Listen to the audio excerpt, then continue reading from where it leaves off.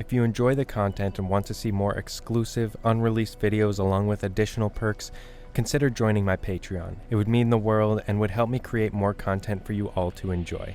Thank you. Hey everyone, it is great to see you all again. Throughout my photography career, many things have changed. My camera has changed, my recording equipment has changed, my lenses have changed. However, there has been one constant through my entire journey, and that is my editing software of choice. I have been with Adobe Lightroom since the beginning, and today we are going to go over 10 things that I have learned along the way that will make your editing workflow so much smoother. So I hope you all enjoy.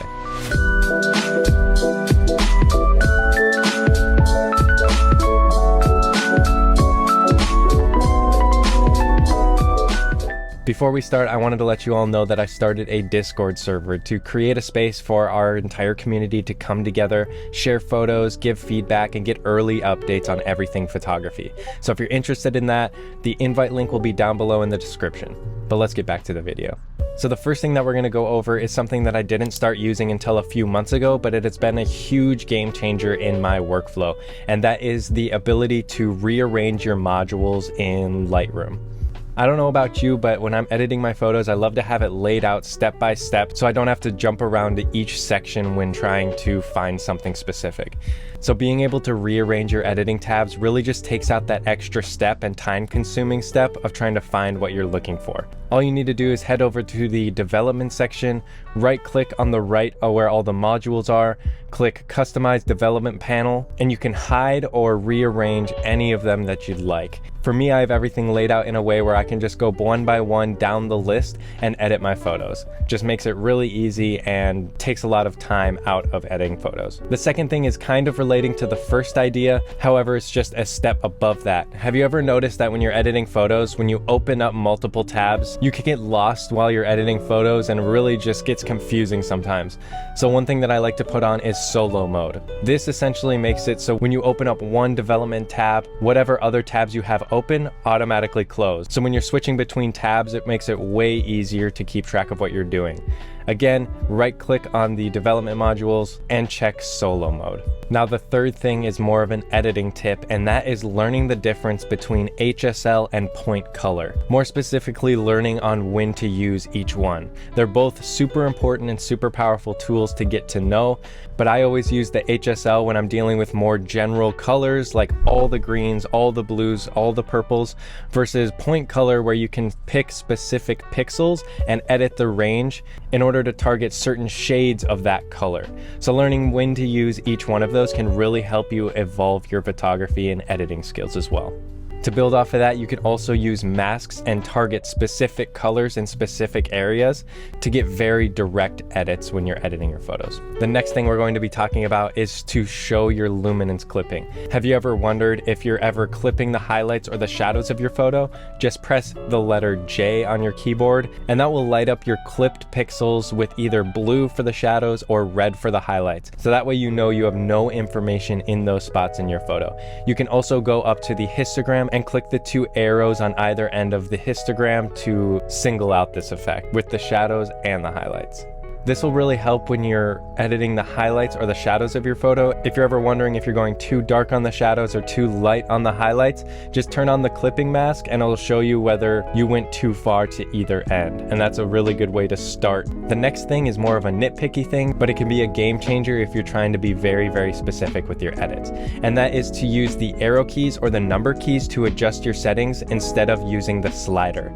This way you're able to adjust by 1 or 2 points instead of trying to slide up 1 or 2 points. You can get so much more specific and really see how the photo change with each increment of adjustment.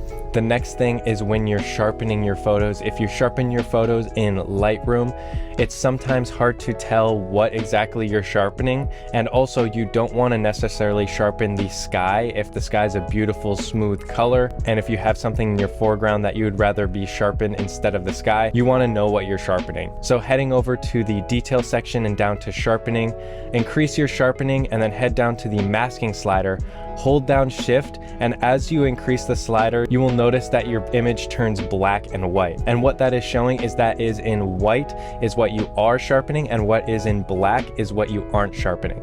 So you can be really selective on what exactly you're sharpening in your image. So that can help if you didn't want the sky sharpened in your photo, but you wanted the mountains or the foreground sharpened. And the seventh thing we're going to be talking about is a super underrated one. I know I didn't start using this for a while. As soon as I started using this, I've never turned back, and that is to change the background color of your edits. Right click behind your photo. I think the default is light gray, and you'll be able to change your background color. Now you might be wondering why you would need this, but just think you're able to see what your photo is going to look like on different backgrounds. This is also a very good tool to use to see if your image is too bright or too dark, whether your photo is displayed with a white background or with a black background. So play around with the white, black, and gray background colors to see how it affects your image, and then see how you want to display that image. Whether you're posting on social media, a website, or printing, you're going to want to go through those and really tweak things depending on how you are displaying your photo. Sometimes your photo can look very dark on a white background and very bright on a black background. So you might have to make different adjustments depending on where you are displaying it. This next thing I covered in another video, but I just wanted to re-bring it up, and that is the use of radial or linear gradients with the negative dehaze, negative clarity, and positive temperature to enhance the sunlight in your photo. And basically what this will do, this will soften up and add a little bit of atmospheric glow, really emulating what the sunlight does that your camera sometimes can't pick up. For example, here's a photo without that effect. Now let's add a radial gradient.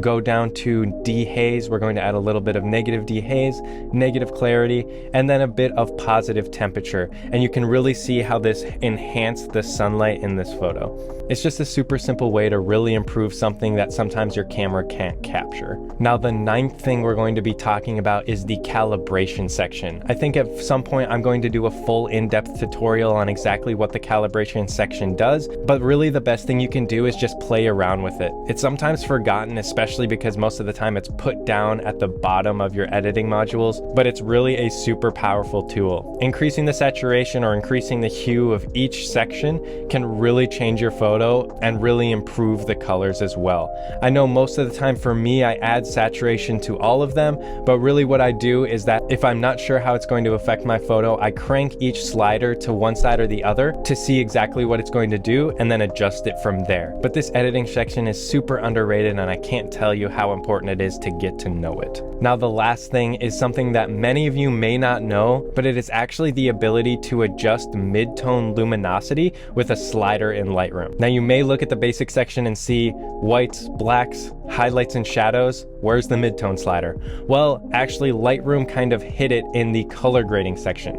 So head down to the color grading module, click on the midtone section, and then there's a luminosity slider. As you can see, as I bring this back and forth, it makes a huge difference, and I'm not sure exactly why Lightroom doesn't add it as a slider. It can really enhance those midtones to improve the contrast in your photo. But other than that, thank you all so much for watching this week's video. I hope you all learned something. If you could subscribe to my weekly newsletter for weekly updates, I would greatly appreciate it. I also just started a Discord server for everybody to connect, share your photos, and give feedback to each other.